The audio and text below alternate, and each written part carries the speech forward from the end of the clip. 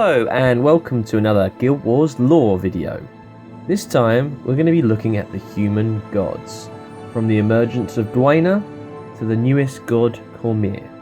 There are many conflicting accounts of the gods, so there will be some fact with a mix of opinion. This video is actually going to be in two parts, as a lot of you actually like the shorter videos, so we're going to get on with part one. So we start with the first god to appear on Tyria, Dwayna. From the Orient history scrolls, Dwayna was the first to step forth from the mists, the goddess of air and life. It is stated it was she who brought humanity to Tyria to make this world a paradise. Dwayna is the leader of the human gods, and she's usually depicted as a slender woman with feathered wings. We know this thanks to Malkor the sculptor, who created the first statues of the gods, although he was made blind by staring at Dwayna's beauty. Dwayna is the mother of another god, Grenth, the god of death.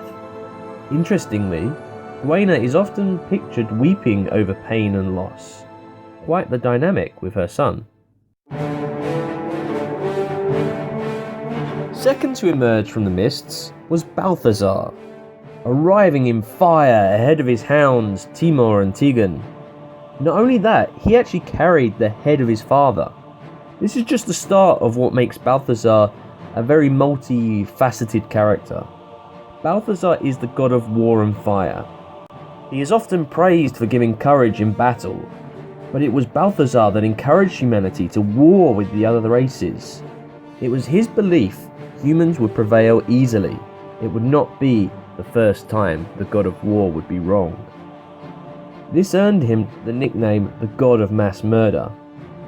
This error ultimately leads to humanity's current problems.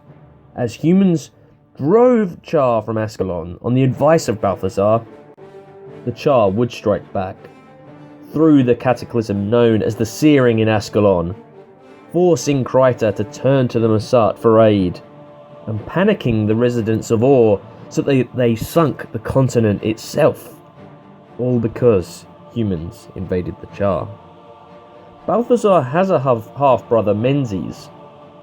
The brothers fight an eternal war in the Fissure of Woe, with their armies locked in a fierce struggle whose outcome is currently unknown. But consider this, is Balthazar really the better brother?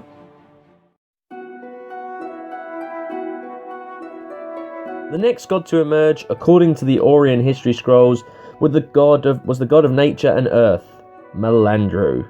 The wisest and oldest of the gods, she tried in vain with Dwayna to bring peace to the races of Tyria.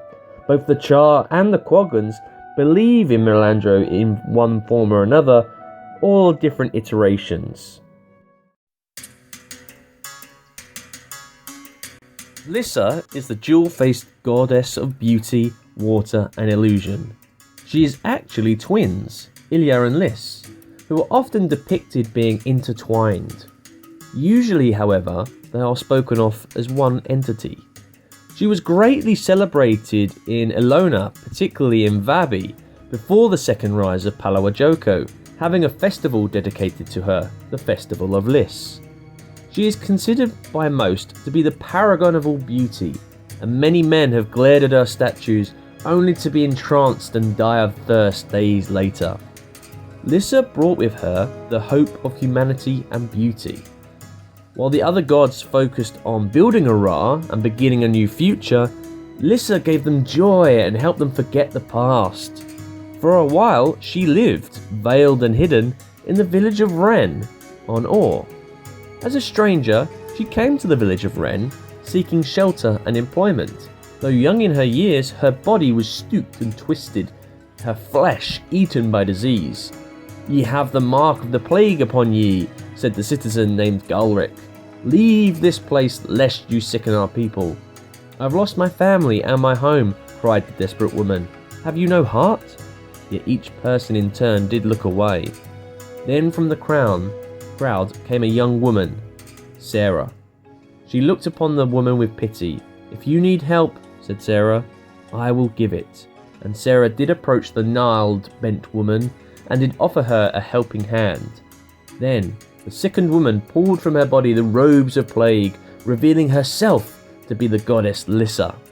The people of Ren fell to their knees, begging Lissa's mercy, but lifting Sarah gently, says she, "True beauty is measured not by appearance, but by actions and deeds.